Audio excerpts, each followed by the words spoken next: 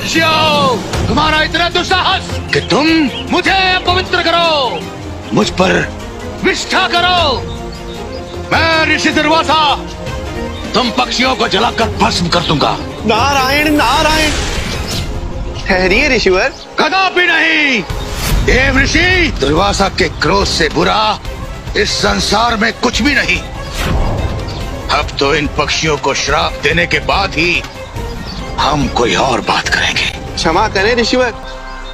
कहाँ ये अमोद पंछी और कहाँ आप जैसा ज्ञानी ध्यानी महायोगी ऋषि। इन्हें क्षमा कर देने में ही आपका बड़प्पन है ऋषिवर। देव ऋषि, क्या तुम ये चाहते हो कि हम अपना क्रोध त्याग दें? इन अपराधियों को इनके अपराध का दंड न दें? कदापि नहीं। दुर्वासा है हम, काल से भी अधिक क्रोधी। इन पक्षियों को इनके अपराध का दंड तो अवश्य ही मिलेगा। क्षमा करें ऋषिवर। इन मूक पक्षियों की ओर से मैं आपसे क्षमा याचना करता हूँ।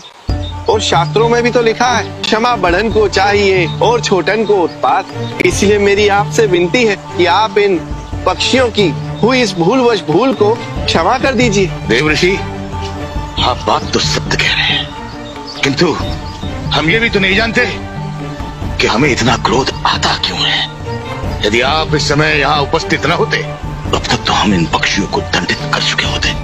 नारायण नारायण। ऋषिवर, जहाँ तक मैं समझ पा रहा हूँ, आपका जीवन ज्ञान ध्यान और तप के कारण एक रस हो गया है। आपके जीवन में ना तो परिवार का प्रेम है और ना ही अपनों की मिठास। और ऐसी निरस्ता से ही क्रोध का जन्म होता है।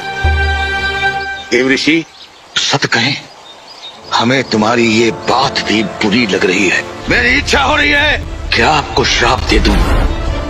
इससे पहले कि मैं आपको श्राप दूं, मेरे क्रोध को कम करने का उपाय बताइए। नारायण नारायण। ऋषिवर, आपको कुछ दिन किसी परिवार के साथ रहना चाहिए, किसी का आतिथ्य स्वीकार करना चाहिए, क्योंकि परिवार के साथ रहकर ही आपके इस एकांत का असंतोष दूर होगा और इसी से आप दूसरों की विवशता को समझ पाएंगे।